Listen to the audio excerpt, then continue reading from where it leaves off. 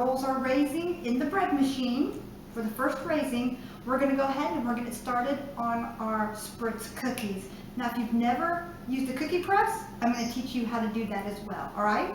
So come along, let's get started. Spritz Christmas cookies. Oh, this is the week for cookies, isn't it?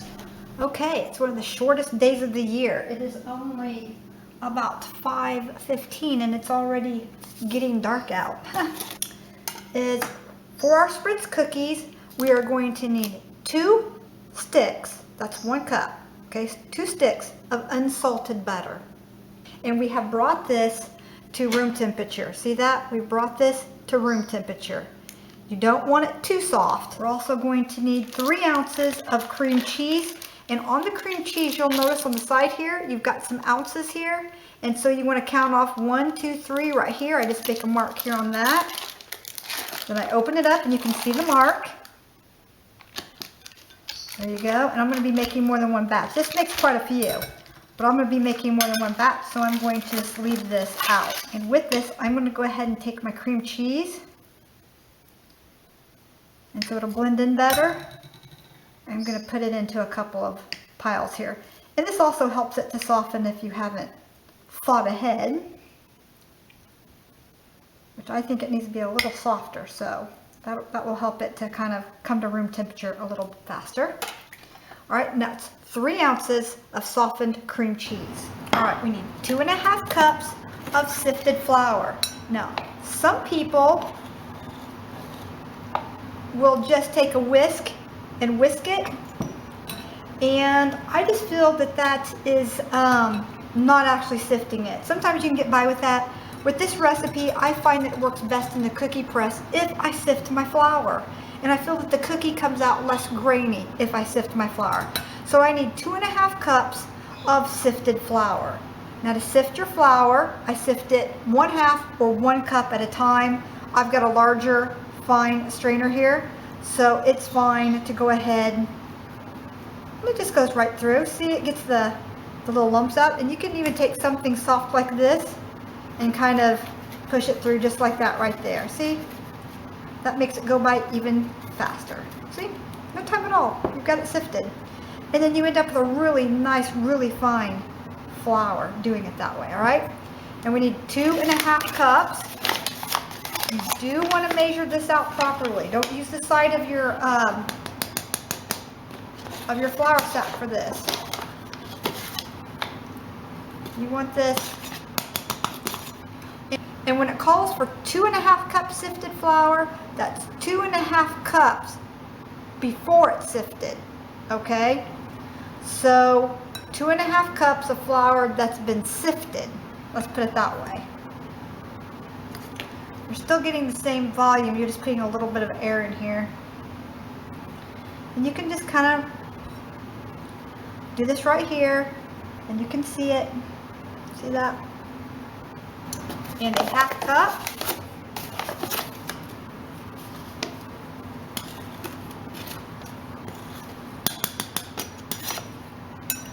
All right, and we're going to sift it through as well, and we'll be right back. You're going to need 1/2 teaspoon of salt. It calls for 1 teaspoon of baking powder. This recipe calls for a large egg. Some people's recipes call for just an egg yolk. Again, you can do it either way. We'll also be using my homemade vanilla, and I'm going to give that a good shake. That's my Sailor Jerry's vanilla. So you won't have to use as much of it as what the imitation vanilla calls for. Also, almond extract. A lot of people will add about 1/2 teaspoon of almond extract to this. You can do that as well. And 2 tablespoons of sweet milk, okay? And this is lactose-free milk from Great Value from Walmart. That's the milk that I drink as a lactose-free milk.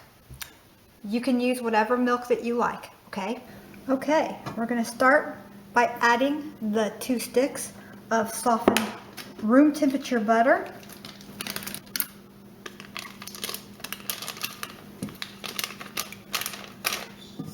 Okay, we're going to cream the butter, and then we're going to add that 3 ounces of cream cheese. We're going to add that to this, and then we're going to cream it again. We're going to get this nice, light and fluffy. It's going to take about 2 to 3 minutes. Okay, now while this is running, we're going to add the softened cream cheese net. A little bit at a time. Right, now we're going to pick up the speed, and we're going to really whip this for the next 2 to 3 minutes. Look how white and bright this is getting. Stop it once. Scrape down the sides of the bowl.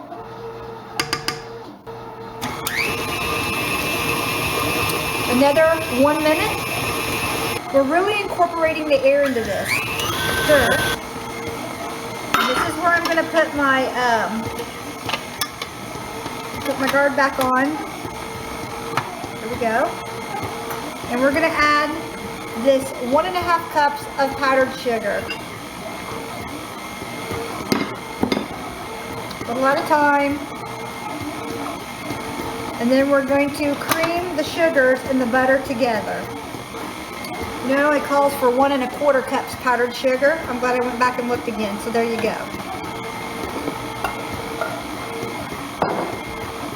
And I sifted my powdered sugar, so that's why it kind of doubled in size. And when I do powdered sugar, I always measure sifted powdered sugar, the opposite of what I do for flour. All right, now we're going to cream this together for about 1 to 2 minutes. Okay, now we're going to beat in 1 large egg.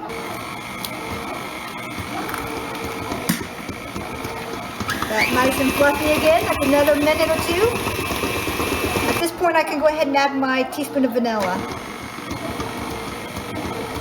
But since this is homemade vanilla, I don't need to add that much. Whoa. Yeah, that smells good. A lot of people, like I said, will add the almond extract. But this homemade stuff, it's strong stuff.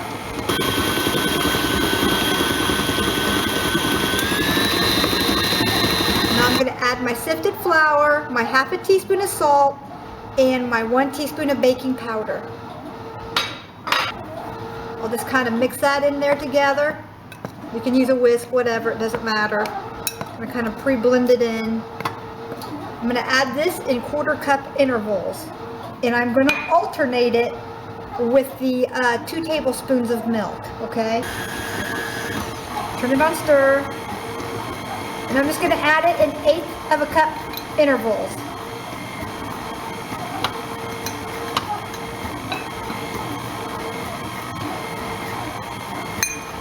While I'm doing that, I'm going to add a little bit of that milk.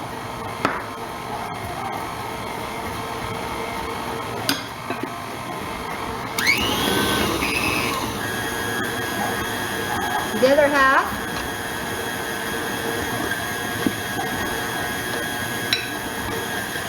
This will be a pretty firm dough, especially after you refrigerate it. You know, I don't normally like talking over the mixer, but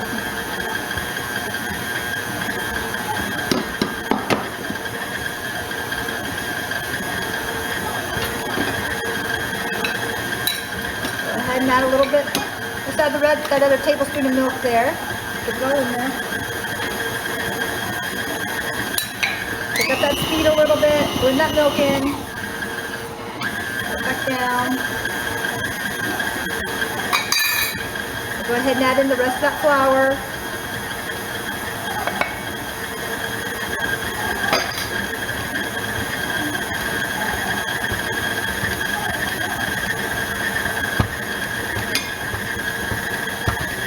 See if you can see down in there. Okay, we're going to crank it up a little bit.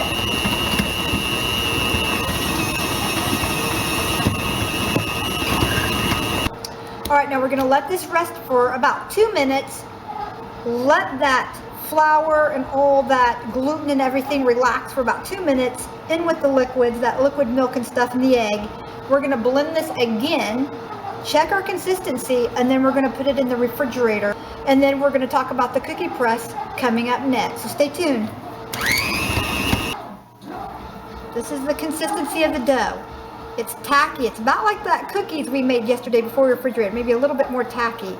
So you can still roll it and just the grease. It doesn't really stick to your hands.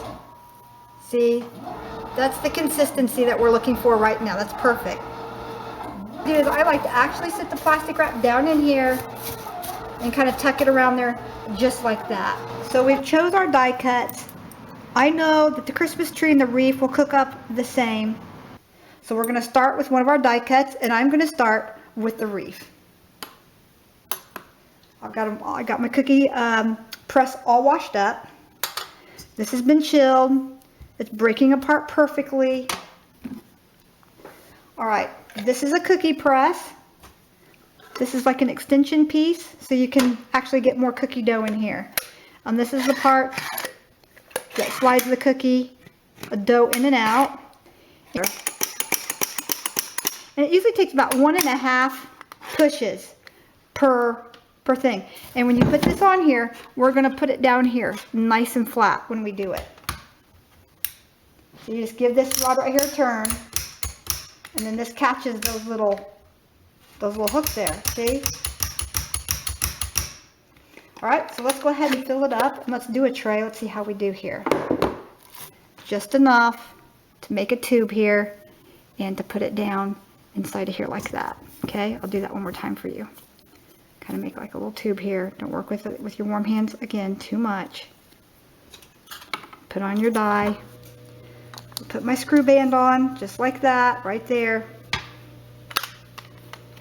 We're going to give this piece right here a turn so that the rivets are towards the front, so this little piece here can catch it. Now you can feel the pressure on here. See, you can see it coming out. I'll start from over here so you can see better. I'm going to go ahead and give it a push and a half. There you go. There we go.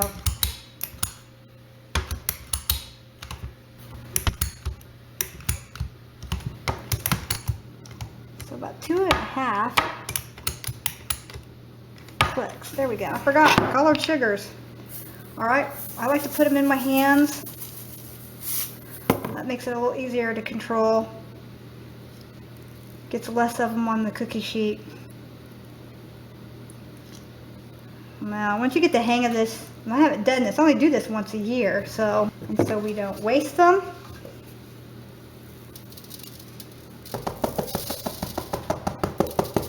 Lightly tap them off. Bring them down, and I can reuse those. Slide these into the oven. Meanwhile, I'm going to show you my dinner rolls. Aren't those beautiful? We'll slip these in the oven, and we'll have some beautiful dinner rolls in a minute. Go. I got another tray done, and in this tray I think I'll add some green little sprinkles. Again, putting the little sprinkles in your hand sure makes it a lot easier. Be sure to add a couple of little red things here and there.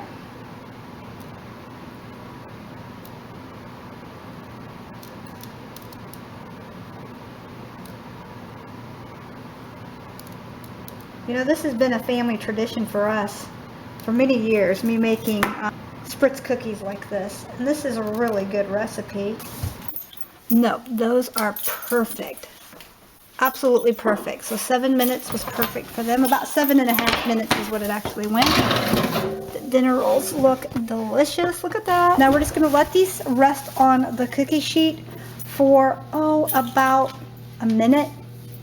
And then we're going to bring them over here to the baking racks. Okay, now let me show you one of these up close. See how that came off the cookie sheet without breaking apart?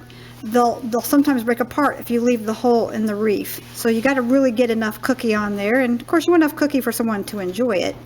But see the bottom of that? It's not even brown at all. There is no browning to it, yet the cookie is nicely done.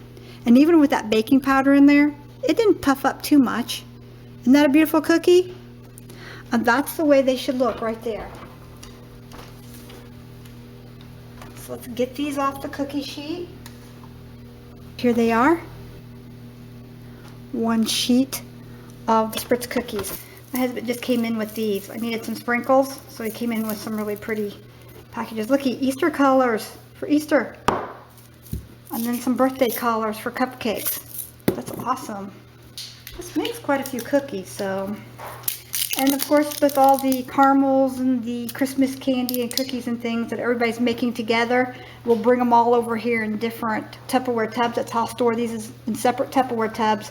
And then everybody will bring their stuff over, and then we'll put everything in multiple tins or like little decorative Christmas Tupperware containers. I think Glad's making them now. Well, so see, we can just take and there's the green. We can do one in red. All right, we'll finish filling this sheet up, and then we'll pull the other one out, and we'll also get those rolls out of the oven. Just gonna take them off.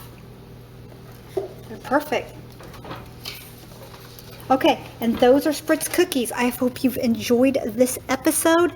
I hope that you hit that subscribe button, join us, because we have a lot of fun here on our little homestead. And it's Christmas time here, and now I'm going to show you my Christmas tree. This is, John and I, this is our favorite time of year, isn't it, honey? Yes, I love it. You love Christmas. And here's a view of this year's Christmas tree. And you remember last year when I made the angel holding the big ball of light. It just reminded me of that big ball that comes down at New Year's.